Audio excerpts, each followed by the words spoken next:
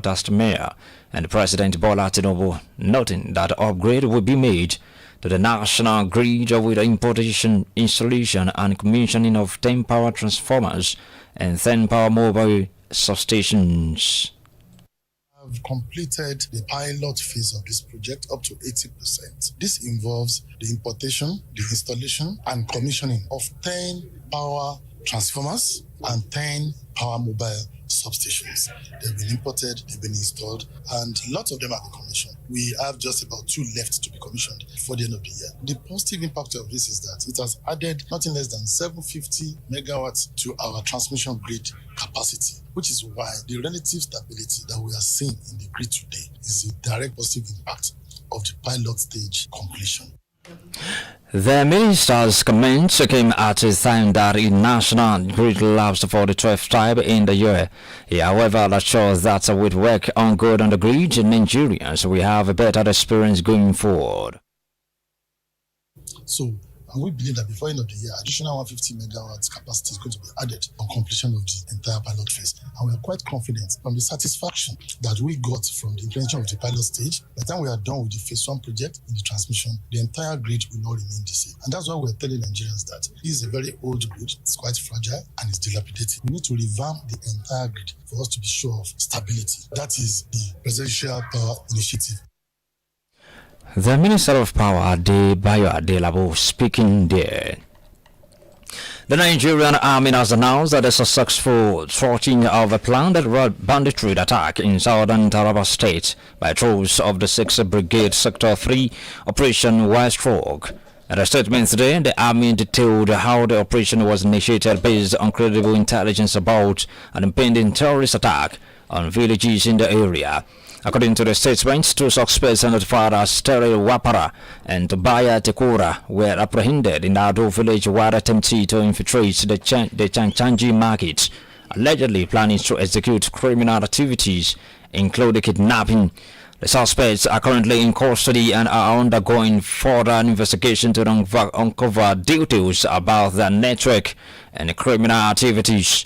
Record the Chief of Army Staff, Coas Lieutenant General Olufemi Oluyede, had warned the criminal elements to back out of the country, emphasizing that the Nigerian Army under his leadership was coming with full force.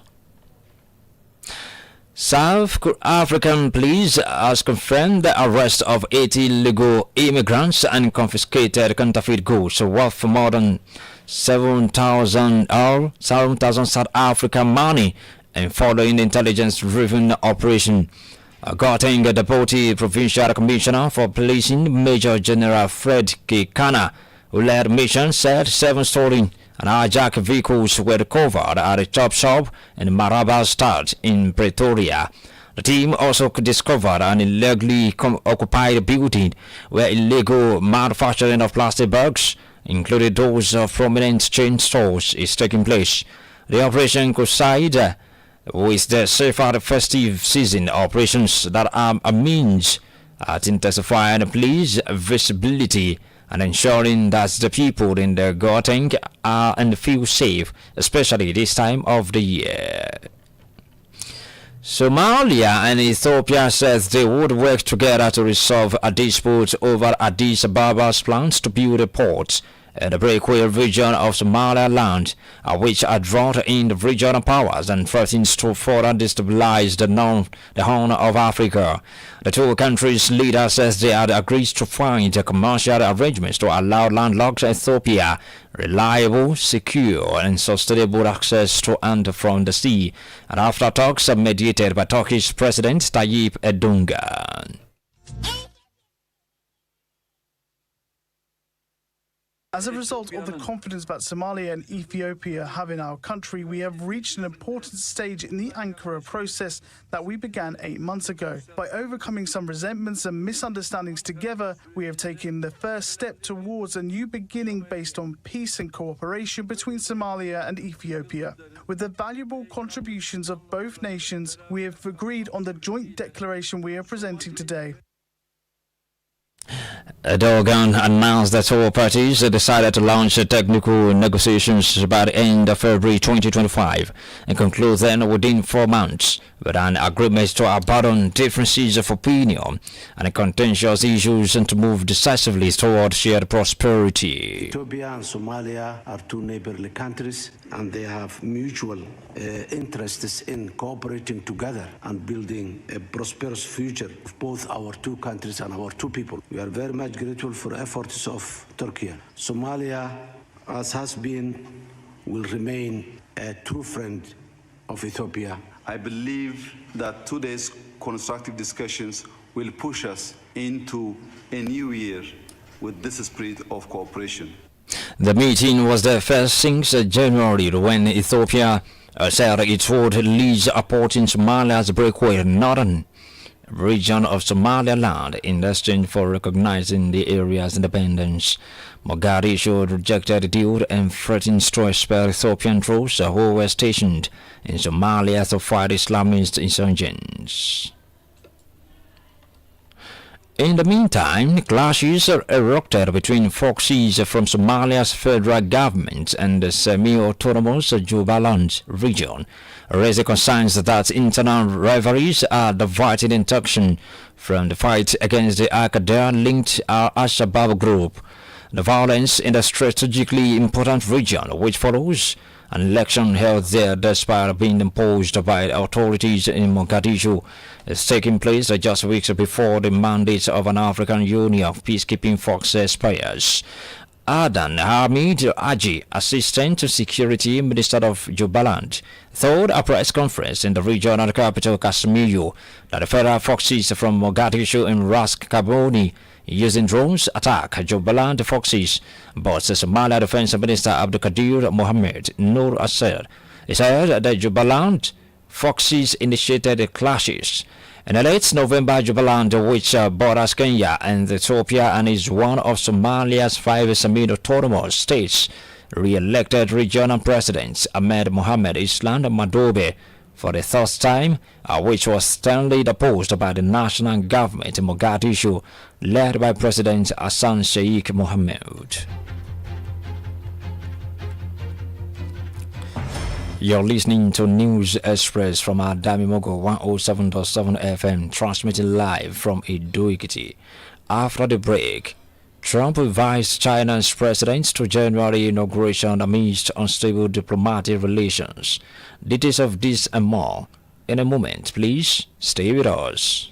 bíbí ò ṣe fowó rà ọmọ tabasibí nílé rẹ̀ kò ní ṣaláì máa wùwá rẹ̀ ìwà ìrẹ̀lẹ̀ ìfẹ́ àwọn aráàlú ẹ̀ tí ó ń ti dàgbàsókè pẹ̀lú ìdí gan ni tí bàbá wa Professor Olúalọ bàbá Adamimogo worldwide ṣe yan ọjọ́ kan sílẹ̀ ní pàtó láti fi ṣe àjọyọ̀ pẹ̀lú àwọn ògo wẹrẹ ní Èkìtì àti ní gbogbo agbègbè ẹ̀ lásìkò pọ̀pọ̀ sísìn bàbá kérésì tó ń lọ lọ́wọ́ yìí nílé iṣẹ́ Adamimogo 107.7 FM ìtọ́jọ́ Friday ọ̀sẹ̀ yìí àwa ń fi àsìkò yìí rọ gbogbo òbí àti àwọn alágbàtọ́ tó ti sanwó bàbá kérésì ṣùgbọ́n tí wọn ò tí ì wá wò ó láti wá tó fi mọ́ ogun iléèwé pátápátá bákan náà àǹfààní sì wà fún àwọn tí ò tí ì sanwó láti wá sanwó wọn lọ́jọ́ náà àbíkó tó dìgbà náà pẹ̀lú owó tí ò ga jara lọ 3,000 naira fún ọmọ kan kò tán síbẹ̀ o ààyè tún wà fún gbogbo wa pátápátá láti kí bàbá wa Professor Olúalọ lásìkò ọdún kérésì tó ń bọ̀ yìí pẹ̀lú 3,000 naira fún àlàyé síwájú sí ẹ pè Desmond sórí nọ́mbà yìí 08065114430 tàbí Sisi Mọ́ńkele sórí 08054662284 lẹ́ẹ̀kan sí ẹ má gbàgbé ọjọ́ Friday ọ̀sẹ̀ yìí ni o gbogbo ìwé pátá ni Professor Olúalọ pé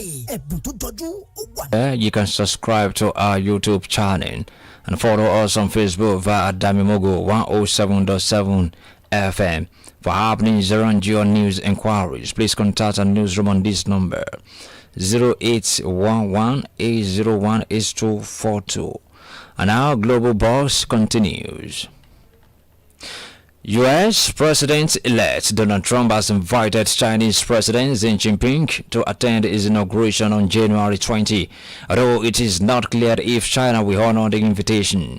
Trump said in an interview with newsmen conducted on Friday that he got along very well with Xi and that they had communication as recently as this week.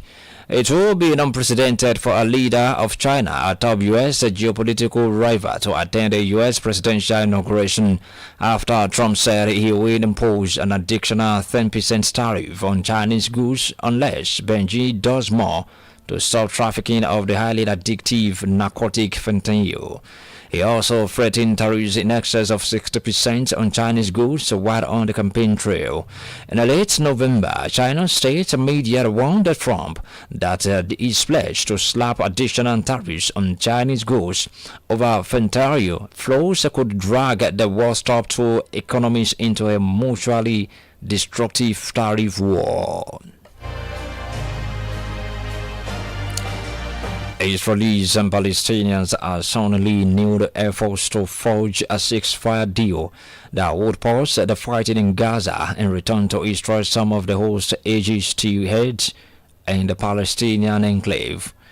Israel Defense Minister Israel Katz told the U.S. counterparts Lloyd Austin in a phone call that there was now a chance for a new deal that would allow the return of all the hostages, including U.S. citizens.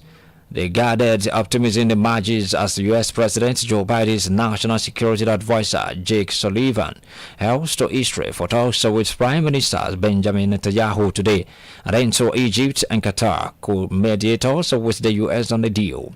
In a related development, President-elect Donald Trump has demanded that Hamas release the hostages held in Gaza before he takes over from Biden on January 20th, otherwise they will be held to pay. South Korean President Yoon Suk-yeol has vowed to fight to the end as his own political party shifted closer to voting with the opposition to impeach him over his short-lived martial law order. In a lengthy televised address, the embattled leader claimed that North Korea hugged South Korea's election commission, throwing doubts on his party's landslide election defeat in April. Yoon is hoping his political allies will rally to the support, but this appeared less likely after his fiery address, with the leader of his ruling People Power party responding that the time had come for Yoon to resign or be impeached by Parliament.